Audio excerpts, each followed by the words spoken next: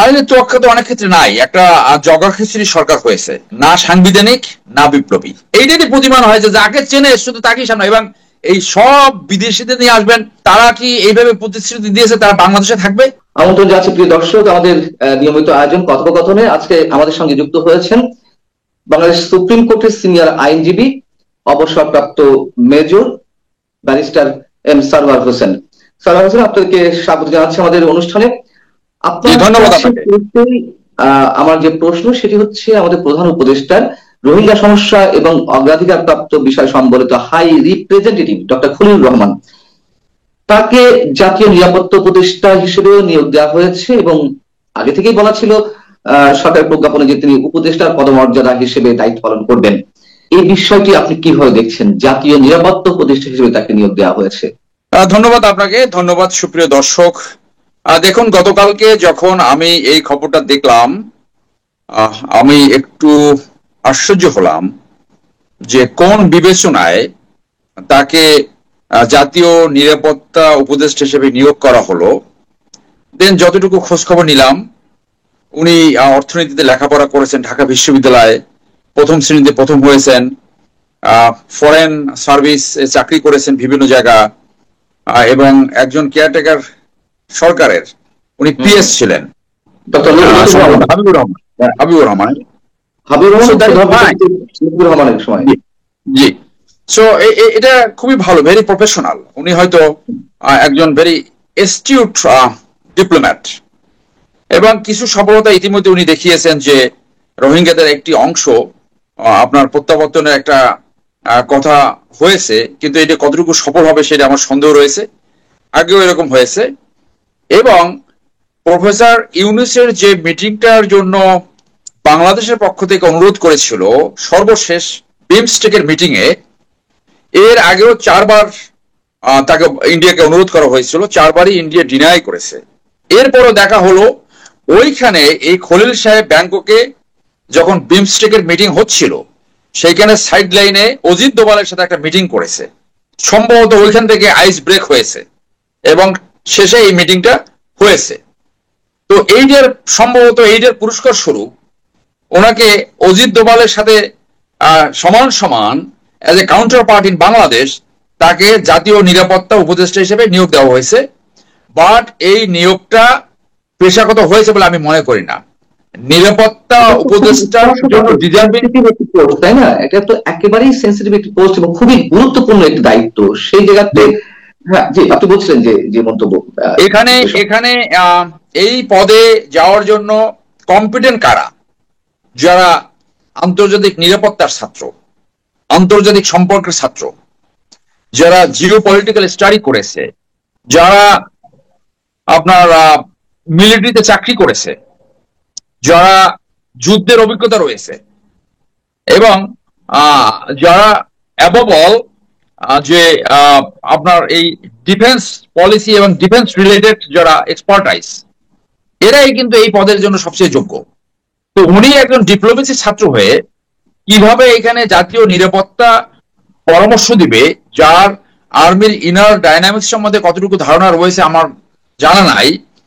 তো আমার মনে হলো খবরটা যখন দেখলাম যে this is a bad choice. ওই যে প্রফেসর ইউনূস সাহেব বলছে যে কেন আমরা উপদেষ্টা হিসেবে যাদেরকে চিনি জানি তাদেরকে নিয়েছি, অর্থাৎ এইখানে একটা ট্যালেন্ট হান্ট করার সুযোগ ছিল। বাংলাদেশে কি আর কোনো লোক নাই? আমি তো মিলিটারিতে আপনার 21 বছর চাকরি করেছি, পার্বত্য চট্টগ্রামে ইনসার্জেন্সি অপারেশনে পার্টিসিপেট করেছি, আন্তর্জাতিক শান্তিরক্ষী বাহিনীতে চাকরি করেছি, রাষ্ট্র ব্যবস্থাপনা এবং আন্তর্জাতিক ব্যবস্থা সম্বন্ধে আমাদের ধারণা আছে। তো এখানে একজন মিলিটারি অ্যাডভাইজার ইতিমধ্যে আছে, লেফটেন্যান্ট জেনারেল হাফিজুর রহমান। তো তার তাহলে অবস্থান কি হবে? আপনি তাকে বাইপাস করে তাহলে তো সে তো ছোট জগন্নাথ হয়ে যাবে, তাহলে তার কাজটা কি হবে? আমি মনে করি এই জায়গাটা একটা ভুল সিদ্ধান্ত হয়েছে বলে আমার as on today, as on this time আমার এইটা মনে হচ্ছে। এইটাতে প্রতিমান হয় যে যাকে চেনে শুধু তাকেই সামনে, এবং এই সব বিদেশিদের নিয়ে আসবেন, তারা কি এইভাবে প্রতিশ্রুতি দিয়েছে তারা বাংলাদেশে থাকবে? তারা তো এখানে এই পজিশন গুলা, গভর্নমেন্ট পজিশন গুলা হোল্ড করে আবার চলে যাবে তাদের সেই আরামায় এসে, সেই আরামে নিজের জায়গায় যেখানে তারা এলিজিয়েন্স দাখিল করেছে, যে বাংলাদেশের এলিজিয়েন্স তারা প্রত্যাখ্যান করে অন্য দেশে এলিজিয়েন্স নিয়েছে। এটা তো একটা বড় ধরনের ডিসকোয়ালিফিকেশন। এবং আমি মনে করি যে ওই আইনটা আবার সামনে আনা দরকার। বাংলাদেশের রাষ্ট্রীয় কোনো পজিশন হোল্ড করতে হলে তাকে ওই বিদেশি নাগরিকত্ব পরিত্যাগ করে তারপর বাংলাদেশে এসে পারফর্ম করবে, না হলে তো বসন্তের কোকিলের মতো 2 দিন পরে চলে যাবে। সেই জায়গা থেকেই প্রশ্ন করতে চাই যে বিনিয়োগ উন্নয়ন কর্তৃপক্ষ বিডা যেটি, তার যিনি চেয়ারম্যান রয়েছেন চৌধুরী আশিক মাহমুদ, তিনি নিঃসন্দেহে হয়তো যোগ্য লোক, আমরা অস্বীকার করছি না, কিন্তু তারও তো সিটিজেনশিপ রয়েছে যুক্তরাজ্যের। তিনি 2017 সালে যুক্তরাজ্যের নাগরিকত্ব নিয়েছেন এবং তাকে সরকারি সংস্থায় চেয়ারম্যান পদে নিযুক্ত করা হলো, পদমর্যাদা দেওয়া হলো জ্যেষ্ঠ সচিব হিসেবে। আবার আমরা দেখলাম যে একদিন আগে তাকে প্রতিমন্ত্রীর পদমর্যাদা দেওয়া হয়েছে। এটা সংবিধানের সঙ্গে সাংঘর্ষিক কিনা সরাসরি? এটা অবশ্যই সাংঘর্ষিক। এবং আপনি ভালো প্রশ্ন করেছেন, তাকে যখন প্রতিমন্ত্রীর পদমর্যাদা দিল, আমার মনের ভিতরে একটা কোশ্চেন আসলো যে কেন এটা প্রয়োজন হলো। অর্থাৎ ওই নিজেরা একটু করেন, তাকে একটু পদ বাড়াই দেন, না হলে প্রোটোকলে এই তথাকথিত ওয়ারেন্ট অফ প্রেসিডেন্স এইগুলা একটু হয়, তাকে আপনি বানিয়ে দিলেন। অর্থাৎ এক ধরনের সুইট হুইল, যেভাবে খুশি সেইভাবে সঠিকভাবে বিবেচনা না করে এগুলা হচ্ছে বলে প্রতীয়মান হয়। এবং যারা এই প্রফেসর ইউনূসকে পরামর্শ দেয় তাদেরও একটা কোঠারি স্বার্থ আছে এইখানে। যারা আছে মনে করেন এই যে আসিফ নজরুল এন্ড গং, এরা আমাদের ধারণা করার কারণ রয়েছে যে তাদের সাথে ব্যক্তিগত যাদের বিদ্বেষ রয়েছে, অথবা তাদের সাথে কোয়ালিফাইড লোককে সামনে আনতেই চায় না। উদাহরণস্বরূপ বলি যে ডক্টর রেজা কিবরিয়া, আমি পার্সোনালি তাকে চিনি অনেকদিন ধরে, অত্যন্ত সিজনড ইকোনমিস্ট। তাকে তো ইকোনমিক্স এর একটা রোলে নেওয়া যেত, কিন্তু তাকে দিবে না, কারণ ওখানে ভিতরে কেউ আছে যে সে যাতে ওখানে না যেতে চায়। তো প্রফেসর ইউনূস সাহেবের তো বয়স হয়ে গেছে, আমার এক বন্ধু তাকে অভিজ্ঞ হেডমাস্টার বলে। তো এই অভিজ্ঞ হেডমাস্টার সাহেব ভালো, কিন্তু উনি তো পরামর্শ নেয়। এটা তো আমি মনে করি যে আরো যুক্তির সাথে আরো হোমওয়ার্ক করে তারপরে এই পদে নিয়োগ করা হচ্ছিল। এই পদটা আমি মনে করি ওনাকে জাতীয় নিরাপত্তা অ্যাডভাইজার হিসেবে এই পদ থেকে ওনাকে সরিয়ে আরো যোগ্য লোক আছে সেখান থেকে একজন জাতীয় নিরাপত্তা উপদেষ্টা নিয়োগ করা উচিত বলে আমি মনে করি। এমনিতেই সরকারি উপদেষ্টা পরিষদে যারা রয়েছেন তাদেরকে মিলিয়ে মানুষের মধ্যে এক ধরনের তো ট্রল আছে যে এনজিও গ্রাম সরকার, সবই এনজিও থেকে নেওয়া হচ্ছে আর চট্টগ্রাম থেকে নেওয়া হচ্ছে, এখন আবার বিদেশ থেকে নেওয়া হচ্ছে সবাইকে ডেকে ডেকে নিয়ে এসে।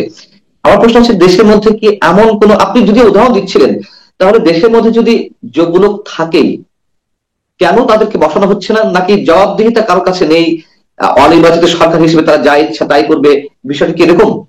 না, এক ধরনের জবাবদিহিতার ঘাটতি তো রয়েছে, ম্যান্ডেটের ঘাটতি নাই। গণ অভ্যুত্থান অথবা বিপ্লবের পর যে সরকার গঠিত হয়েছে তাদের ম্যান্ডেটের ঘাটতি থাকে না, কিন্তু জবাবদিহিতাতে কোনো জায়গা নাই, যেহেতু পার্লামেন্ট নাই। জবাবদিহিতার জায়গাগুলো কোথায়? সবচেয়ে বড় জবাবদিহিতার জায়গা হলো পার্লামেন্ট। তো পার্লামেন্ট নট ইন সেশন, জবাবদিহিতা নাই। কিন্তু সেই ক্ষেত্রে তাদের নিজে থেকে এমন একটা সিস্টেম করা উচিত ছিল যে এক ধরনের জবাবদিহিতার আওতায় জনগণের যে কোশ্চেন গুলা, জনগণের যে চাহিদা, সেগুলো তাদের মিট আপ করা উচিত ছিল। যেমন এইখানে কোন বিবেচনায় তাকে এই এই জাতীয় নিরাপত্তা উপদেষ্টা নিয়োগ করা হলো সেটা আমি নিজে জানতে চাই। প্রফেসর ইউনূস সাহেব নিজে ইকোনমিক্স এর লোক, সো ইকোনমিক্স এর লোক কি ফিজিক্স পড়াতে পারে? এটা তো পারবে না। বাংলার লোক কি আপনার বায়োলজি পড়াতে পারবে? পারবে না। সো এটা তো অসম্ভব। ডিপ্লোমেসির লোক, উনি হয়তো কিছুটা জিও পলিটিক্স বুঝবেন, কিন্তু উনি যুদ্ধের ওয়ারফেয়ার অথবা এই যে ডাইনামিক্স, যে সেনাবাহিনী অফিসার ডাইনামিক্স, ইনার ডাইনামিক্স, সেটা তো বুঝলেও উনি তো ডিসচার্জ করতে পারবে না। অলরেডি তাকে দুইটা দায়িত্বে অ্যাসাইন করা হয়েছে, হাই রিপ্রেজেন্টেটিভ। ওনাকে ওখানে দিলে বরং দেশের জন্য ভালো হতে বলে আমি মনে করি। ওখানেই রাখা উচিত, ওনারই ওখানেই রাখা উচিত।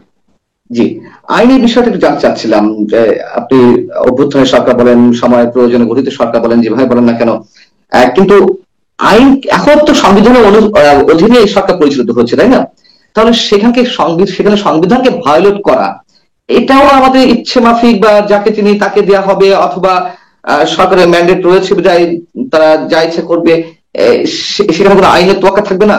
আইনের তোয়াক্কা তো অনেক ক্ষেত্রে নাই। একটা জগা খিচুড়ি সরকার হয়েছে, না সাংবিধানিক না বিপ্লবী।